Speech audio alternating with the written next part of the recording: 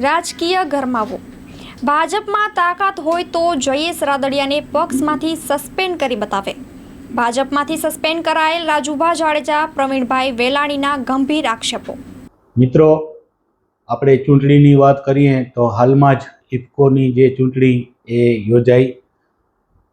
ચૂંટણીની વાત કરીએ તો થોડા સમય પહેલાં માંડવી એપીએમસીમાં પણ ચૂંટણી યોજાઈ હતી. ડિરેક્ટરોની જે ચૂંટણીની પ્રક્રિયા જે થતી હોય છે, અને આ હાલમાં આપણે વાત કરીએ જે ઇફકોની જે ચૂંટણી યોજાઈ, એ આ બે જે ચૂંટણીઓ છે એમાં આપણે ઊંડાણપૂર્વક વાત કરીએ તો એમાં જે ભાજપ પક્ષ દ્વારા જે મેન્ડેટ અપાતો હોય છે, એ મેન્ડેટની જે પ્રક્રિયા હોય છે એનો ક્યાંક ને ક્યાંક અનાદર કરાયો હોવાના પણ આક્ષેપો ઉઠતા હોય છે. એક સમયે હું વાત કરું, એપીએમસીના જે ચેરમેન અને ભાજપ પક્ષ સાથે જોડાયેલા પ્રવીણભાઈ વેલાણી, કદાવર નેતા અને પાટીદાર સમાજમાં એમનું મોટું નામ, દુર્ગાપુરના રહેવાસી. તો એપીએમસીમાં જ્યારે ચૂંટણી હતી ત્યારે મિત્રો ભાજપના મેન્ડેટનો અનાદર કરાયો હોવાનો આક્ષેપ ઉઠ્યો અને પાર્ટીએ પ્રવીણભાઈ વેલાણીને સસ્પેન્ડ કર્યા.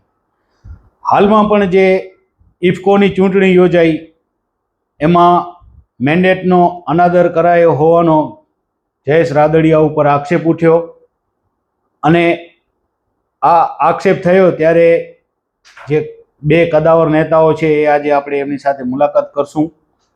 આ બે જે ઇફકોની ચૂંટણી અને માંડવી એપીએમસીની ચૂંટણીને કેવી રીતે આપણે આપણી સાથે જે પ્રવીણભાઈ વેલાણી જોડાય છે એ કેવી રીતે જોવે છે એ આપણે એમની સાથે ચર્ચા કરીએ. પ્રવીણભાઈ, મહાસાપુરા ન્યૂઝમાં આપનું સ્વાગત છે. હાલમાં ઇફકોની જે ચૂંટણી યોજાઈ અને માંડવી એપીએમસીની એક વખતે ચૂંટણી યોજાઈ હતી વિવિધ હોદ્દાઓને લઈને, તો આ બે ચૂંટણીઓ વિશે આપ શું કહેશો? પહેલાં તો આપને કહી દઉં કે આ સહકારી ક્ષેત્ર છે. સહકારી ક્ષેત્રની અંદર મેન્ડેટ કે આવું કાંઈ આવતું જ નથી. એટલે આની અંદર તો શું છે, આ મેન્ડેટ લઈ આવવાનું કારણ એક જ છે કે જે શક્તિશાળી માણસો છે એને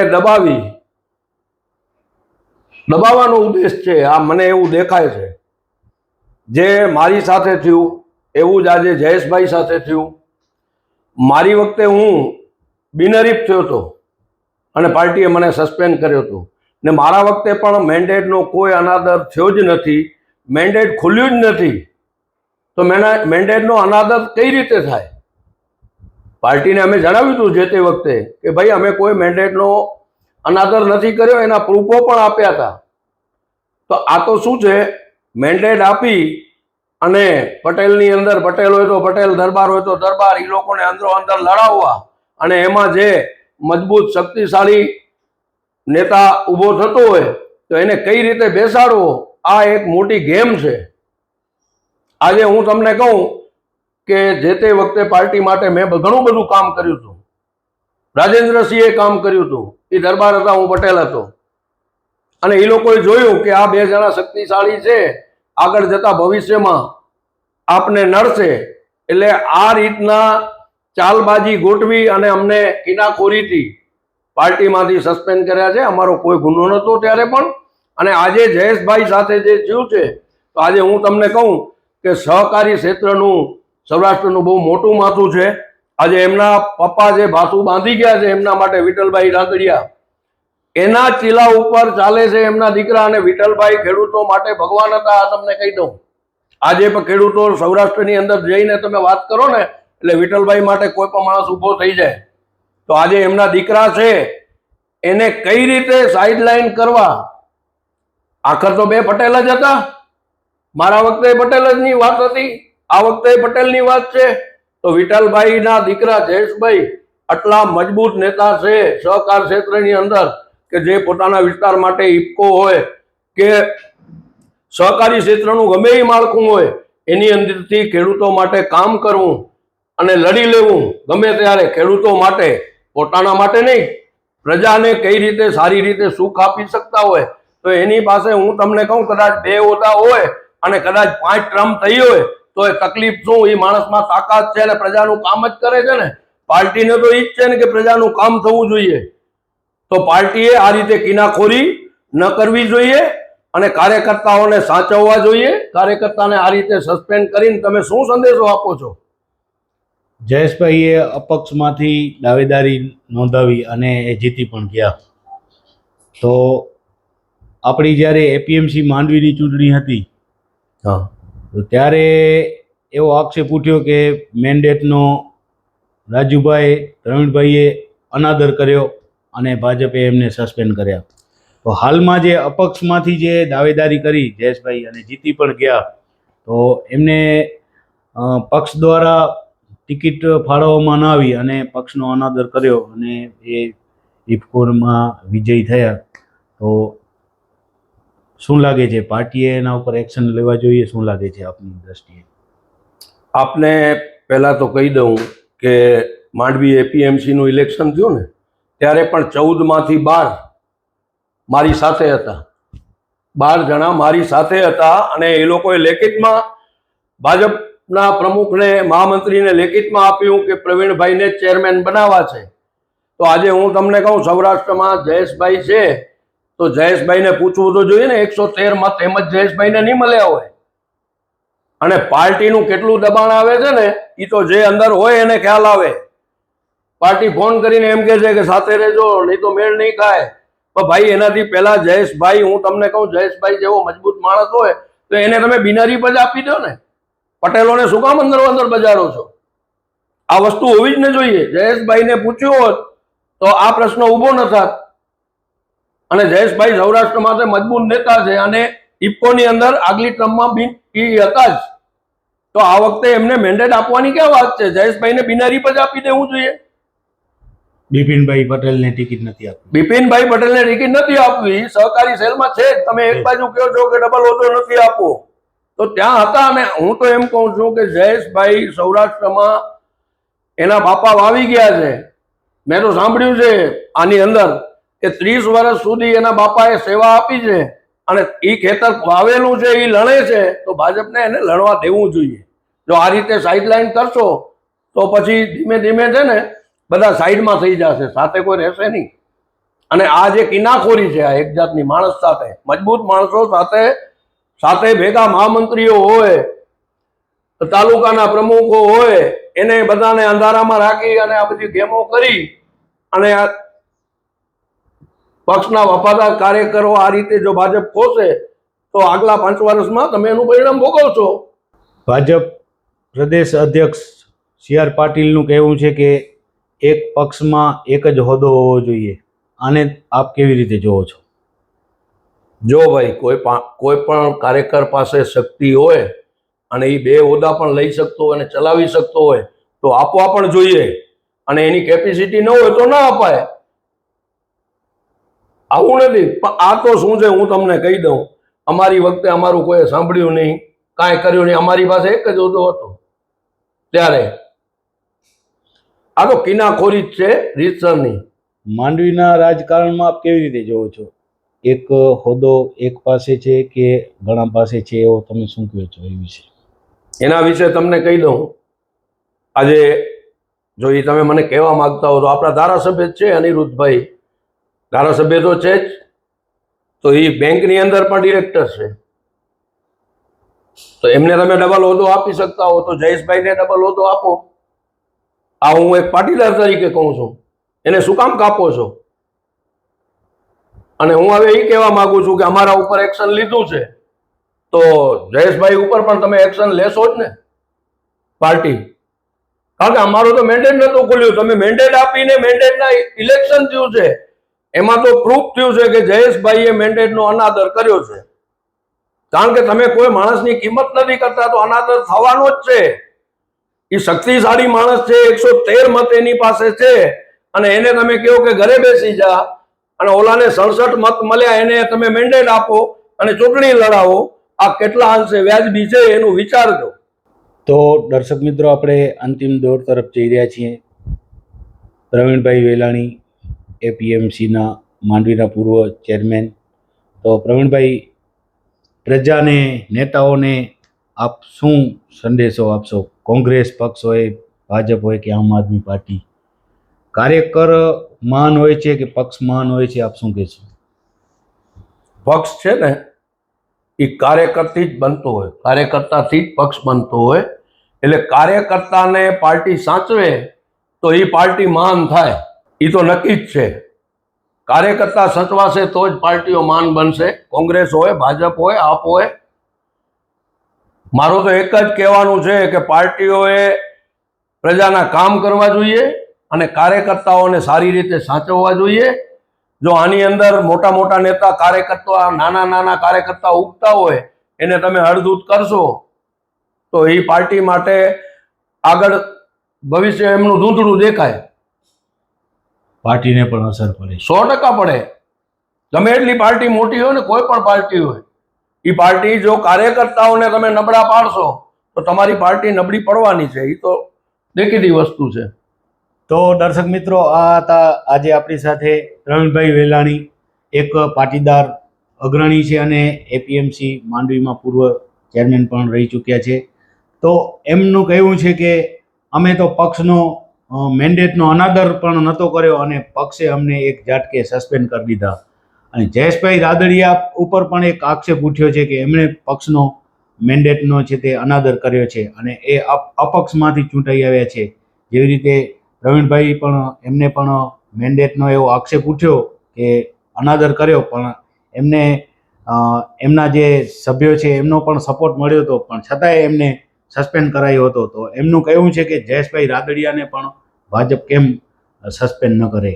તો હવે આપણે મળશું ક્ષત્રિય સમાજના અગ્રણી અને રાજકીય આગેવાન એવા આપણે રાજુભા જાડેજાને, એમની સાથે આપણે મુલાકાત કરશું. મિત્રો, એપીએમસીના ચેરમેન પદે પ્રવીણભાઈ વેલાણીએ હેટ્રિક કરી હતી. એમને મિત્રો આગળ નથી આવતું.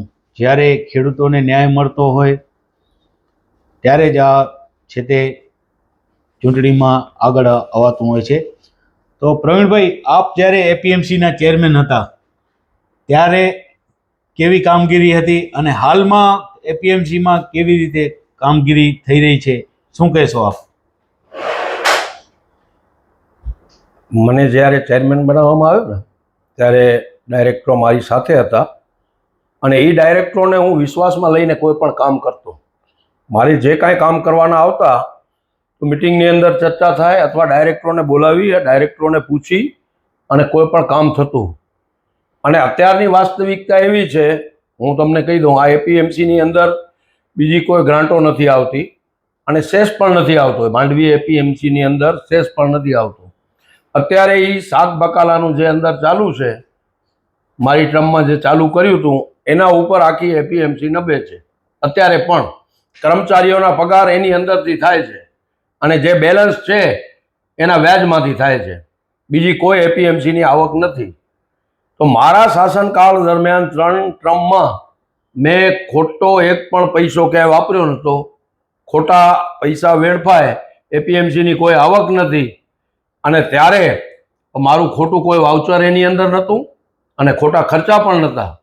અત્યારે તમે જાતે જઈને એપીએમસીમાં જોઈ આવજો કે જે એપીએમસીની ઓફિસ હતી ને અને એપીએમસીનું મકાન છે એને અત્યારે રંગ રોગાણ થઈ ગયું છે. ઓફિસ અફલાતૂન બની ગઈ છે. પૈસા છે નહીં, ફંડ નથી. એ ફંડને વાપરી અને આપણા બાપાની ઓફિસ બનાવતા હોઈએ એમ ઓફિસ બનાવી ને એની અંદર બેસી અને ખોટા વહીવટ કરીએ, એ વસ્તુ યોગ્ય નથી. એટલે તમે જાશો ને, હું મારે નથી કેવું કે આ આમ થયું કે આમ થયું. આપ એપીએમસીમાં પહેલાંય આવતા હતા. અત્યારે મને લાગે છે 1.5 વર્ષથી એપીએમસી ગયા નથી તમે. એટલે એપીએમસીમાં ચક્કર મારી આવજો તો આપને ખ્યાલ આવશે કે શું સુધારો વધારો થયો છે અને કઈ રીતનો થયો છે. અને એ બધા કામ થયા છે ને એ વગર ટેન્ડરના કામ છે. એપીએમસીની અંદર નિયમ છે કે તમારે કામ કરવું હોય તો ટેન્ડર બહાર પાડવું જોઈએ. નિયમ છે એવો, બરાબર? અને એપીએમસીની અંદર તમે દુકાનો બનાવતા હો કે કોઈ પણ કામ કરો, એના ટેન્ડર બહાર પાડવા પડે, એની પદ્ધતિથી હાલવું પડે. ઓફિસનું કામ કર્યું છે એનું કોઈ ટેન્ડર નથી પાડ્યું, 8-9 લાખ રૂપિયા ખર્ચો કર્યો છે. એટલે મારો કહેવાનો મતલબ એ છે કે તમે જાશો એટલે તમને ખ્યાલ આવી જશે. અને એપીએમસીની અંદર આજે શાક બકાલાવાળા કે વેપારી જે હોલસેલરો છે ને એના માટે દુકાનો છે અને એના માટે ગોડાઉનો છે.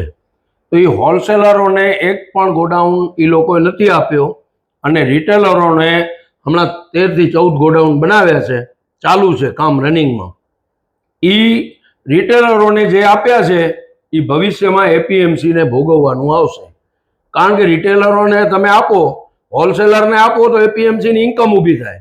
રિટેલરને જે તમે આપ્યું છે એમાં એપીએમસીને મોટું નુકસાન થશે આગળ જતા. અને તમે જોઈ આવજો, અત્યારે કામ ચાલુ છે. અને હું તો તમને એ કહું છું કે શાક બકાલા વેચે છે ને એના ઇન્ટરવ્યૂ લ્યો એટલે તમને ખ્યાલ પડશે કે એ શું કહેવા માગે છે. મને તો 4-5 વખત ફોન આવી ગયા કે પ્રવીણભાઈ હવે અમે આ બધું બહાર લઈ જઈએ છીએ.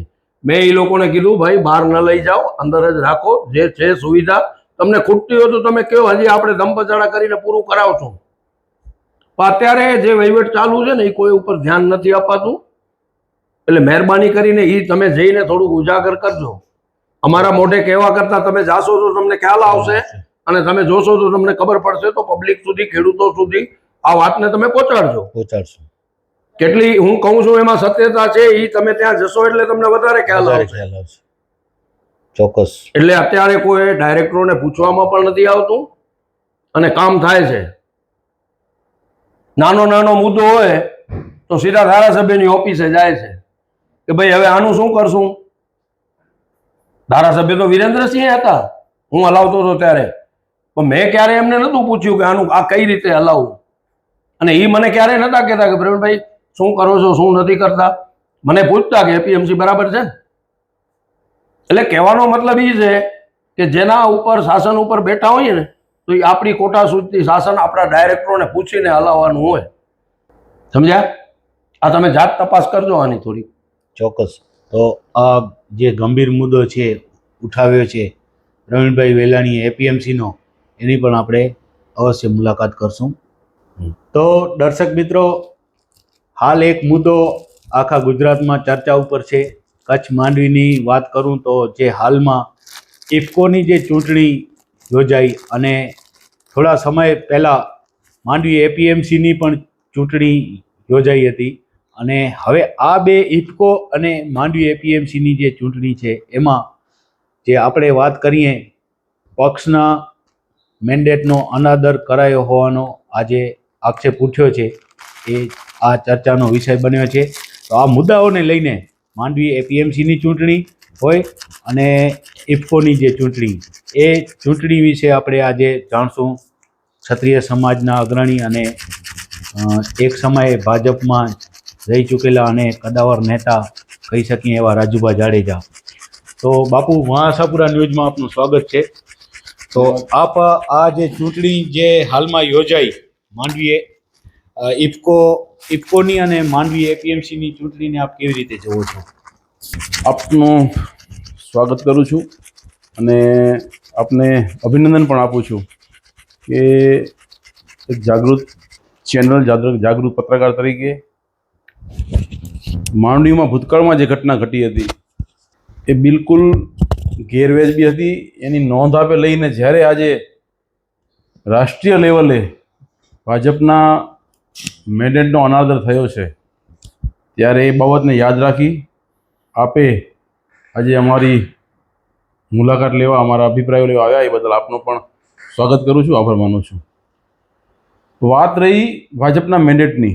આ મેન્ડેટ સહકારી ક્ષેત્રની અંદર મેન્ડેટની કોઈ વેલ્યુ જ હોતી નથી. મેન્ડેટ એટલે શું? મેન્ડેટ ક્યારે આપી શકાય, મેન્ડેટનો અનાદર થાય તો ક્યારે કાર્યવાહી થઈ શકાય, એની બે વાતો આપને હું કહું કે મેન્ડેટ જ્યારે પાર્ટીના સિમ્બોલ ઉપર ચૂંટણી લડાતી હોય, પાર્ટીના સિમ્બોલ ઉપર મતદાન થતું હોય, સિમ્બોલના માધ્યમથી ચૂંટાવીને આવેલા સદસ્યો હોય, ત્યારે એ સદસ્યોમાંથી જ્યારે ચેરમેન કે પ્રમુખની ચૂંટણી કરવાની આવે ત્યારે પાર્ટીએ મેન્ડેટ આપવાનું હોય છે. અને જો કોઈ પણ સદસ્ય મેન્ડેટનો અનાદર કરે તો એની ઉપર ડિસ્કોલિફાઈના પગલાં લઈ શકાય છે, કારણ કે સિમ્બોલ ઉપર ચૂંટણી થયેલી હોય છે. જ્યારે સહકારી ક્ષેત્રની અંદર કોઈ સિમ્બોલ ઉપર ચૂંટણી હોતી નથી. સહકારી ક્ષેત્રની અંદર આગેવાનો પોતપોતાની રીતે ચૂંટાઈને આવતા હોય છે અને પછી જ્યારે એના ચેરમેન ની ચૂંટણીની બાબત આવતી હોય છે ત્યારે એ લોકો સર્વાનુમતે અથવા બહુમતીએ એની ચૂંટણી થતી હોય છે ને એમાં મેન્ડેટનો અનાદર થવાની કોઈ બાબત આવતી જ નથી. મેન્ડેટનો અનાદર થાય તો પગલાં લેવાની કોઈ બાબત આવતી નથી.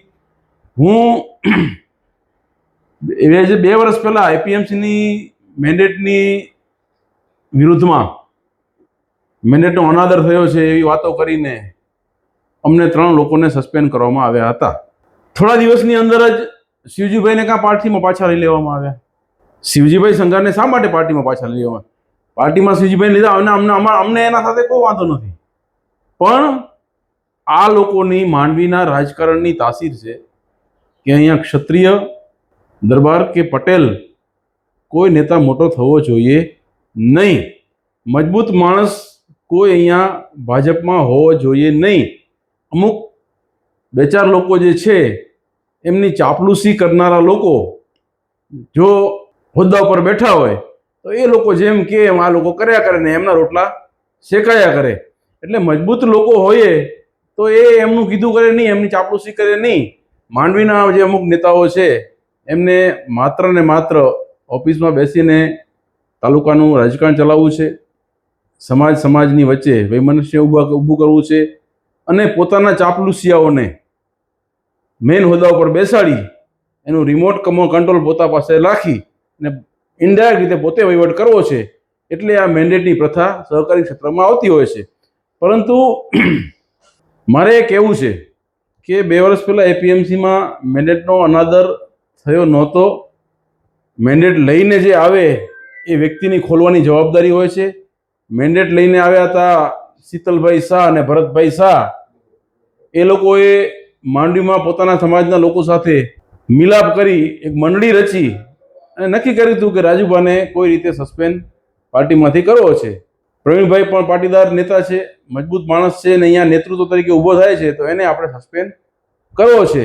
એટલે પાટીદાર દરબારને સસ્પેન્ડ કરવા માટે આ લોકોએ ભરત શાહ અને શીતલ શાહે માંડવીના અમુક બની બેઠેલા રાજકારણીઓ સાથે મળી અને આ એક નાટક ઊભું કર્યું હતું, એક ગેમ ઊભી કરી હતી અને એમાં અમારો ભોગ લેવા માટે જ આ ઊભું કરવામાં આવ્યું હતું. એટલે હકીકતમાં તો મેન્ડેટ ખોલ્યું નથી. જેમ પ્રવીણભાઈએ વાત કરી કે મેન્ડેટ ખોલ્યું નથી, ત્યારે અમે બધાએ પણ કીધું હતું. અમારા તાલુકા પંચાયતના ત્યારના પ્રમુખ હતા, એમણે પણ ઇન્ટરવ્યૂ મા ન્યૂઝને જ આપ્યું હતું. શાસક પક્ષના નેતા દેવાંગભાઈ ગઢવી હતા, એમણે પણ મા ન્યૂઝને ઇન્ટરવ્યૂ આપ્યું હતું ને કીધું હતું મેન્ડેટ નથી ખોલ્યું. તો હકીકતમાં સસ્પેન્ડ મેન્ડેટ લઈને આવવાવાળા વ્યક્તિઓ જે હતા એ થવા જોઈએ, કારણ કે મેન્ડેટ લઈને આવવાની, મેન્ડેટ ખોલવાની જવાબદારી એમની હોય છે. અમે તો બધાએ વ્હીપમાં સહી પણ કરી આપી હતી. મેન્ડેટ ન હોય એપીએમસીમાં સહકારી ક્ષેત્રની અંદર વ્હીપ ન હોય છતાં પણ અમે પાર્ટીના નિયમો સાથે રહી અને વ્હીપમાં સહી પણ કરી હતી, પણ મેન્ડેટ ખોલ્યું નહોતું અને એક કિન્નાખોરી, એક ગેમ ઊભી કરી અને મારો ભોગ લેવાયો હતો. અને આજે હું ભારતીય જનતા પાર્ટીના પ્રમુખ CR પાટીલને પણ ખુલ્લી અહીંયાથી ચેલેન્જ આપું છું.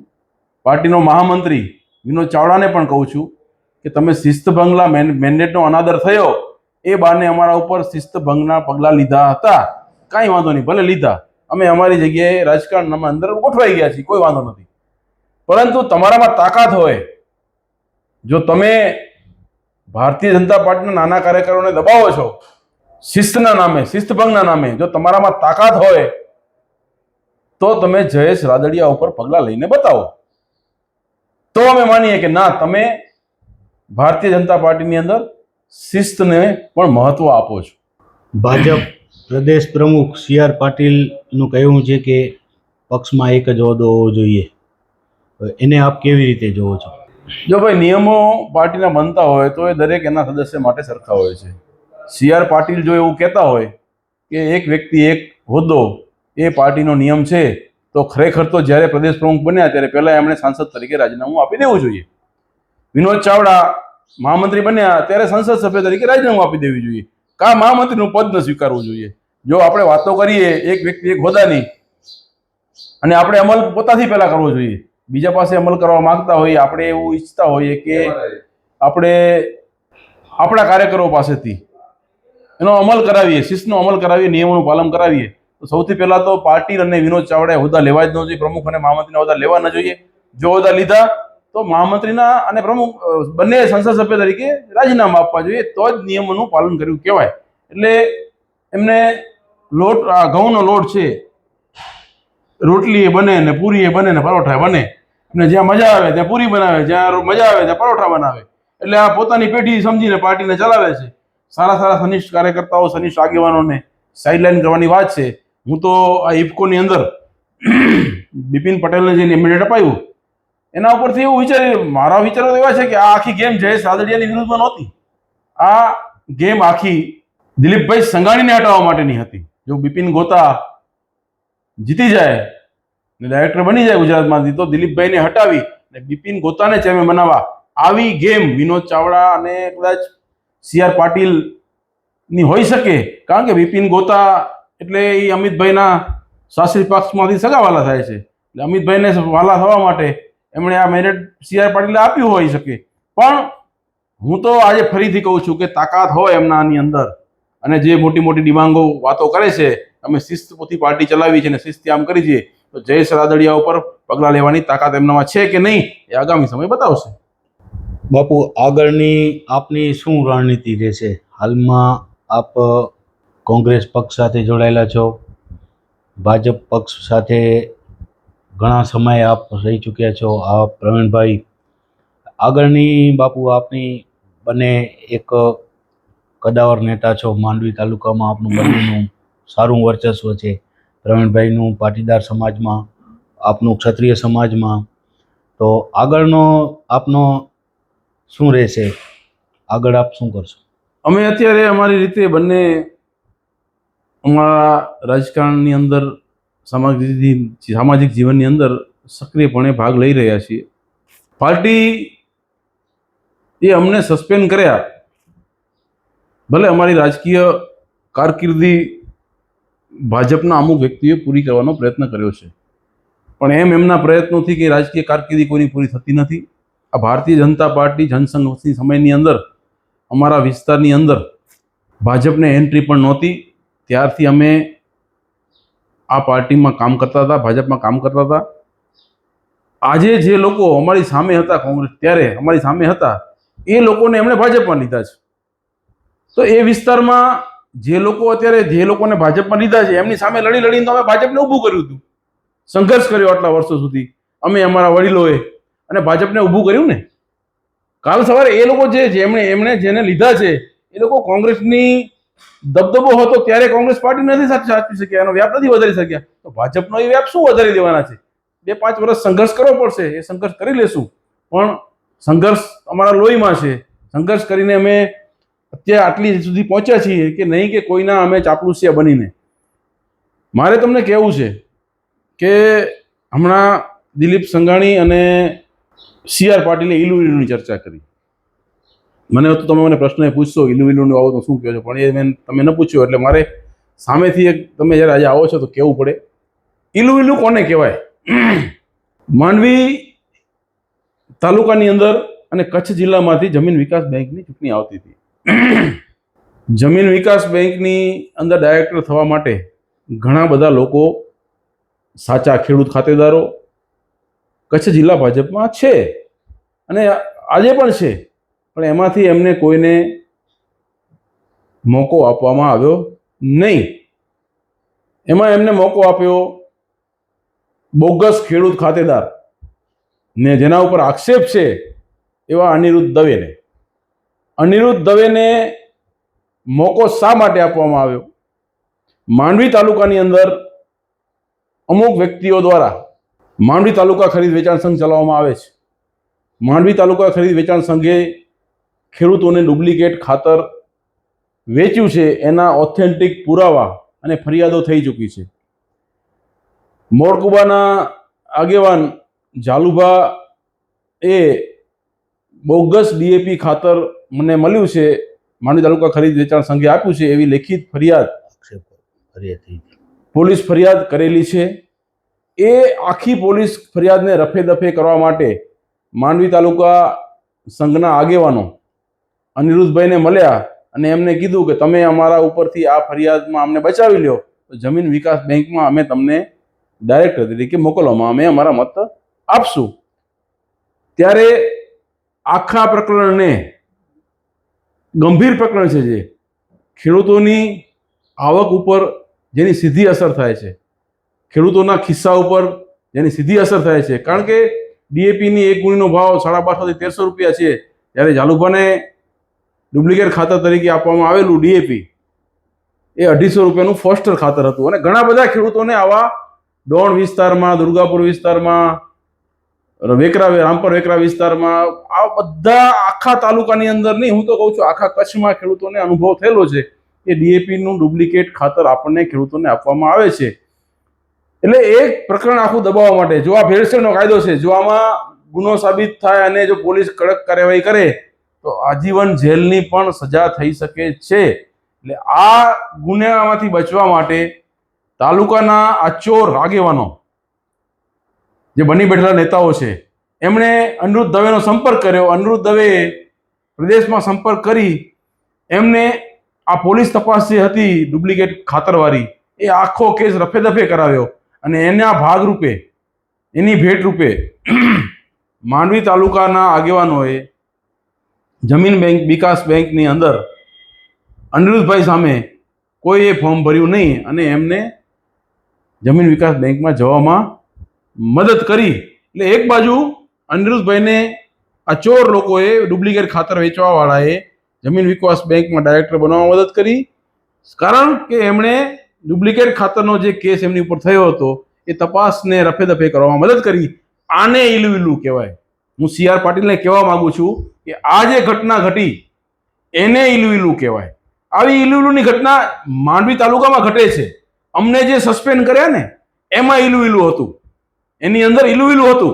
કારણ કે અમે ભાજપના વફાદાર લોકો હતા. અમે જે આ કોંગ્રેસના ડુપ્લિકેટ ખાતર વેચવાવાળા લોકો છે ને એની સાથે કોઈ દિવસ ગઠબંધન નહોતા કરતા. અને અનિરુદ્ધ દવે અને માંડવીમાં ભાજપ ચલાવવાવાળા લોકોએ સદાય સહકારી ક્ષેત્રની અંદર એ લોકો સાથે ઇલુવિલું કર્યું હતું. આજે પણ હું તમને કહું છું કે 2 વર્ષ પહેલા જમીન વિકાસ બેંકના માંડવીના ચેરમેન કોણ બન્યા, માંડવી તાલુકા ખરીદ વેચાણ સંઘના ચેરમેન કોણ બન્યા, એ બધા હોદ્દાઓ કોને આપવામાં આવ્યા? કોંગ્રેસના લોકોને આપવામાં આવ્યા છે. તપાસ કરો તમે, તમારે ચેક કરવું હોય તો.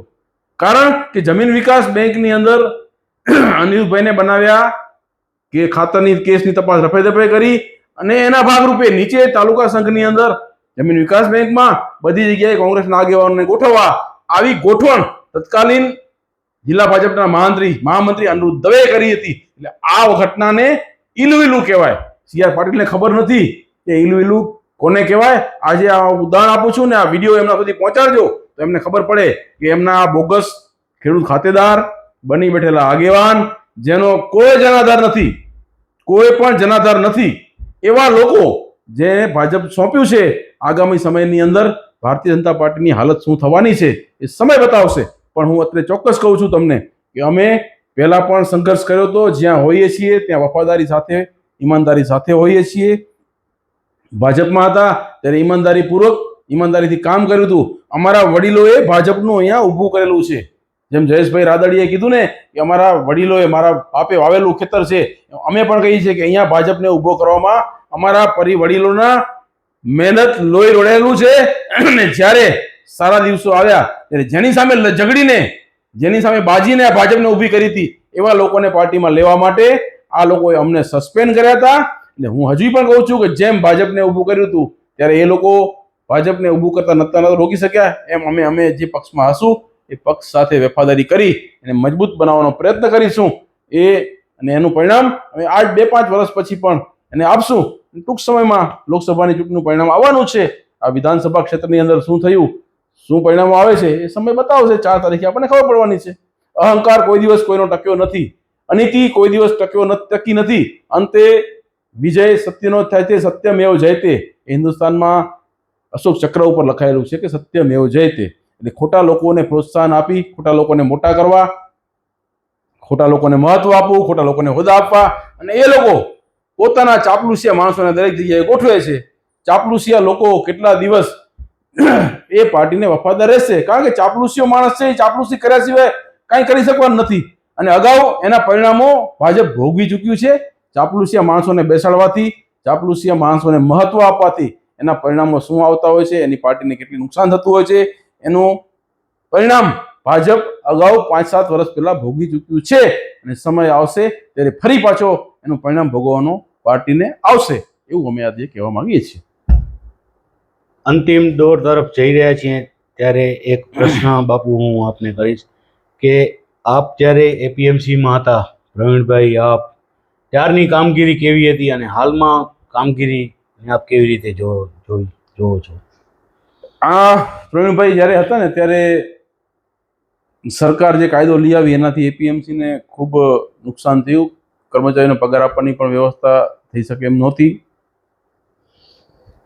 ત્યારે પ્રવીણભાઈ અને અમે બધા ડાયરેક્ટરોએ મહેનત કરી અને શાકભાજીવાળાને, હોલસેલવાળાને એપીએમસીમાં લઈ આવ્યા, જેનાથી એપીએમસીનું જે મૂડી બચેલી છે એમને એમ રહી જાય અને કર્મચારીઓના પગારનો ખર્ચો એમાંથી કાઢી શકાય અને 2 પૈસાની એપીએમસીની આવક થાય.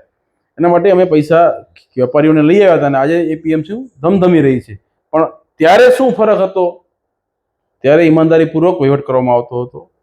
ખોટા બિલો, ખોટા વાઉચર ક્યાંય બનતા નહોતા. કોઈ પણ એપીએમસીની અંદર કામ થાય તો એ સંપૂર્ણપણે પારદર્શિતાથી કામ કરવામાં, બધા ડાયરેક્ટરને વિશ્વાસમાં લઈને કામ કરવામાં આવતું હતું. વર્તમાન સમયમાં શું ચાલી રહ્યું છે એ ભાઈ પ્રવીણ આજે પણ એપીએમસીમાં બેઠો છે, એ પ્રશ્ન તમે ફરીથી એને પૂછો તો એ જવાબ આપશે અને એ મારા કરતાં વધારે જવાબ સારો આપી શકશે. કારણ કે હું અત્યારે એપીએમસીના બોર્ડ ઓફ ડિરેક્ટરમાં નથી. હું તમને એટલું ચોક્કસપણે કહું છું કે એપીએમસીમાં અમારી જ્યારે નિમણૂક થઈ ત્યારે પણ મેં ના પાડી હતી કે મને એપીએમસીમાં આવવું નથી. ત્યારે મને જબરદસ્તીપૂર્વક એપીએમસીમાં ડિરેક્ટર તરીકે સરકારમાંથી મારી નિમણૂક કરાવી હતી. નિમણૂક થયા પછી ઈમાનદારીથી અમે વહીવટ, જે અમારાથી થતું તે અમારી આવડત મુજબ અમે વહીવટ કરતા હતા. અને એપીએમસીના ચેરમેનની વરણી થઈ પ્રવીણભાઈની કરી, એમાં પણ બધા ડાયરેક્ટરોને વિશ્વાસમાં લઈને, ભાજપના હતા, સામે કોંગ્રેસનું કોઈ હતું જ નહીં. એક બાજુ 12 ડાયરેક્ટરો હતા, એમાંથી 11 ડાયરેક્ટરો પ્રવીણભાઈ સાથે હતા. સરકારી સભ્યોને પણ સમર્થન પ્રવીણભાઈને હતું, 2 સભ્યોનું, એટલે 14માંથી 13 લોકોનું સમર્થન હતું. કેશુભાઈ પારસિયાને પોતાને ઈચ્છા હતી પણ એમની પણ એવું હતું, બધા કહેતા હોય તો પ્રવીણભાઈ બને તો મને પ્રવીણભાઈ સાથે કંઈ વાંધો નથી, એટલે બધાએ પ્રવીણભાઈને બનાવ્યા હતા. આ તો ગેમ એક ઊભી કરી અને કેશુભાઈને હાથો બનાવવામાં આવ્યા હતા અમને સસ્પેન્ડ કરવા માટે. આથી અગાઉ કેશુભાઈ 2-3 ટર્મ ડાયરેક્ટર હતા. કેશુભાઈ ઉપર એટલો પ્રેમ હતો તો ત્યારે કેમ કેશુભાઈને ચેરમેન ન બનાવ્યા? મારે આજે એમને સવાલ કરવો છે કે પેલા કેશુભાઈ ડાયરેક્ટર તરીકે હતા, કેશુભાઈને શા માટે ચેરમેન ન બનાવ્યા? તારાચંદભાઈ છેડા જ્યારે આ વિસ્તારના ધારાસભ્ય હતા ત્યારે એપીએમસીની ચૂંટણી આવી હતી, ત્યારે હું જિલ્લા પંચાયતનો સદસ્ય હતો. ત્યારે પાર્ટીમાંથી, તેલીબિયા વિભાગમાંથી પાર્ટીએ ઉમેદવાર તરીકે નારાયણભાઈ ચૌહાણ અને અનિરુદ્ધભાઈ દવેને મેન્ડેટ આપ્યો હતો. ત્યારે મેન્ડેટ આપતા હતા ત્યારે પણ એટલો ઉમેદવાર જાહેર કર્યા હતા. કેશુભાઈ પારસિયાને કે નારાયણભાઈને 2 માંથી એકને નહોતો આપ્યો. ત્યારે 2-3 જણ લડ્યા હતા અને તેથી અનિરુદ્ધ દવે એ એપીએમસીની ચૂંટણી હારી ગયો હતો. વધારે યાદ પ્રવીણભાઈને કદાચ હશે, કારણ કે એ બોર્ડમાં એ તેથી ચૂંટાણા હતા. એટલે તેથી કેશુભાઈને કાં ચેરમેન ન બનાયા? મારે એ કહેવું છે. તેથી કેશુભાઈ જીતી ગયા હતા, અનિરુદ્ધ દવે હરાયો હતો. એટલે આ લોકો ભાગલા, તે દિવસે ભાગલા પડાવવા માંગતા હતા. કોની વચ્ચે? કેશુભાઈ અને નારાયણભાઈ ચૌહાણ વચ્ચે. એની વચમાં અનિરુદ્ધને ઘાલ્યો હતો. એ લોકો ભાગ ન પડ્યા ને નારાયણભાઈ જીતી ગયા ને કેશુભાઈ જીતી ગયા. તો કેશુભાઈને ચેરમેન ન બનાવ્યા, નારાયણબાપાને ચેરમેન બનાવ્યા. તો બનાવો એટલો બધો પ્રેમ હતો તો કેશુભાઈને ચેરમેન તેથી બનાવવા હતા ને. અત્યારે કેશુભાઈને ચેરમેન બનાવવામાં એમને રસ નથી, પણ પાટીદારોમાં અંદરો અંદર ઘર્ષણ કરવા માટે અને મને અને પ્રવીણભાઈને સસ્પેન્ડ કરવા માટે આ આખી ઘટના ઊભી કરવામાં આવી હતી. કારણ કે અહીંયા અમુક 0.5% વસ્તીવાળું રાજકારણ અમે ઘરે બેસાડ્યા હતા. એ એમને પાછું આ 2 આવ્યા હતા, એમને ઊભું કરવું હતું. જ્ઞાતિવાદી લોકો જે આવ્યા હતા એમને ઊભું કરવું હતું. એટલે એના ભાગરૂપે અમને ભોગ બનાવવામાં આવ્યા હતા. પણ મેં ફરી કીધું એમ, સત્યનો હંમેશા વિજય થાય છે. સમય આવશે ત્યારે બતાવશું કે કોણ સાચું છે, કોણ ખોટું છે અને કોણે શું કર્યું છે. 60-40ની યોજનાઓની અંદર ભૂકંપ વખતે સુરેશભાઈ મહેતા કચ્છ માટે ખૂબ સારી વસ્તુ લઈ આવ્યા હતા. 60-40ની યોજના, એ યોજનામાં પણ કિસાનોને છેતર્યા, ગરીબ લોકોને છેતરી અને પોતાના ઘર ભરવાવાળા લોકો એ જનતાનું શું ભલું કરશે? જેનો માનસિકતા જ ભ્રષ્ટાચારની છે, એ લોકો શું કિસાનોનું ભલું કરશે? જો કિસાનોનું ભલું કરવું હોત તો ડુપ્લિકેટ ખાતર વેચવાવાળાને બચાવ્યા ન હોત, એને સજા અપાવી હોત. અને આજે પણ એ લોકોને સત્તા ઉપર બેસાડ્યા છે, એમાં સાથ અનિરુદ્ધ દવેનો જ છે. એટલે મારું કહેવાનો મતલબ છે કે જે લોકો શોષણ કરે છે એની માનસિકતામાં જ શોષણ ફિટ થયેલું છે. હું હમણાંની વાત કરું તમને કે માંડવી તાલુકાની અંદર જે બધા જ કામો આવ્યા છે, એક પણ કામ અનિરુદ્ધના લેટરથી આવ્યું નથી હજી સુધીનું, અત્યાર સુધીનું. પુલિયા, પાપડી, રોડ, રસ્તા જે મંજૂર થયા છે, જે અમે બધા જ આયોજન કરીને મૂકેલા હતા એ બધા મંજૂર થયા છે. અમે અમારા સમયમાં જોબ નંબર આપેલા હતા, એના એને ખાતમુહૂર્તો કર્યા છે. એનું કામ મંજૂર થઈને આવ્યું. 4 કરોડ રૂપિયાના 39 ચેક ડેમ અને 4 કરોડ રૂપિયાના 31 રિચાર્જ બોરનું કામ, બોર રિચાર્જ કરવાનું કામ, 31 બોરના 4 કરોડ રૂપિયાનો ખર્ચો બતાવ્યો છે. મિત્રો, મારે તમને કહેવું છે પત્રકાર મિત્રોને, એકવાર પ્રશ્ન તો પૂછો કે 4 કરોડ રૂપિયા 31 બોર રિચાર્જ કરવાનો ખર્ચો કઈ રીતે થઈ શકે? તમે આ કઈ રીતે મંજૂર કરાવી છે? એનું પેમ્પલેટ છે, તમે જોતું હશે તો આપીશું, તમને મોકલાવું છું પેમ્પલેટ વોટ્સઅપમાં કે 4 કરોડ રૂપિયા એમાં ગામોમાં બતાવેલા છે. એ ગામોએ તપાસ કરો જઈને કે વાસ્તવિકતામાં એ કામ થયા છે. મને તો એમાં ભ્રષ્ટાચારની ગંધ આવે છે કે કચ્છ મિત્રએ એક સમિતિ સાથે જોડાઈને જે બોર રિચાર્જના કામો કરાવ્યા છે, એ કામો ક્યાંક આમાં ન બતાવતા હોય. એ લોકો બે પ્લેટમાં એવું બનાવ્યું હતું કે 8 કરોડ રૂપિયા 4 કરોડ બોર રિચાર્જના, 4 કરોડ રૂપિયા 31 બોર રિચાર્જનો ખર્ચો ન થાય. ખેડૂતોને બધું ખબર છે, મારાથી વધારે હોશિયાર છે બધા ખેડૂતો. એક બોર રિચાર્જ, નવો બોર બનાવો ને રિચાર્જ બોર, તો 2-2.5 લાખ રૂપિયા ખર્ચો આવે. આ લોકોએ 31 બોર અને 4 કરોડ રૂપિયા મંજૂર કરાવ્યા છે, અને 39 ચેક ડેમ અને 4 કરોડ રૂપિયા. તો મિત્રો, 39 ચેક ડેમ 4 કરોડમાં કઈ રીતે પોસિબલ થાય? મને એ તો તમે કહો. અમે ચેક ડેમ મંજૂર કર્યા, આવો મારા ચેક ડેમ બતાવું તમને.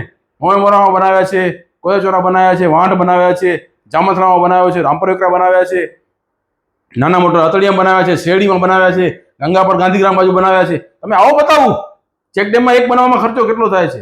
કરોડ, 1.5, 2 કરોડ રૂપિયાના ચેક ડેમો અમે મંજૂર કરાવ્યા હતા. અને એ 2013-14 ની વાત કરું છું. આ લોકો 2022 ની અંદર, 23 ની અંદર 4 કરોડ રૂપિયામાં 39 ચેક ડેમ બનાવવાની વાત કરે છે. તો આ ખેડૂતો સાથે છેતરપિંડી નથી? ખેડૂતોના નામે ભ્રષ્ટાચાર નથી કરતા? 39 ચેક ડેમ બનાવો હોય 4 કરોડમાં, તો કેટલા રૂપિયા એક ચેક ડેમ પાછળ આવે એની પણ આપ તપાસ કરો. મને ચોક્કસપણે શંકા છે કે વચમાં જે જળ અભિયાન ચાલ્યું હતું, જળ બચાવો અભિયાન, એમાં જે બોર રિચાર્જ થયા છે એ જ બોર રિચાર્જ આમાં બતાવી અને એ ગ્રાન્ટ મંજૂર કરાવી હશે તો એ ચાઉ કરી ગયા હશે. કારણ કે આમની માનસિકતા ભ્રષ્ટાચારની છે. 60-40 ની યોજના, સંવેદનશીલ યોજના સરકાર કચ્છને બેઠું કરવા માટે સુરેશભાઈ મહેતાને લઈ આવ્યા હોય, અને એમાં જો આ લોકો ભ્રષ્ટાચાર કરી જાય ત્યારે પણ બોરમાં પૈસા, એક બોર મંજૂર કરવાના 5,000 10,000 ખાઈ ગયા છે અને ખેડૂતોને પૈસા મળ્યા નથી. એટલે ભ્રષ્ટાચારી લોકોની માનસિકતા, ભ્રષ્ટાચારી જ હોય એ લોકોના હૃદયે કોઈ દિવસ ખેડૂતોનું કે જનતાનું હિત હોય જ નહીં.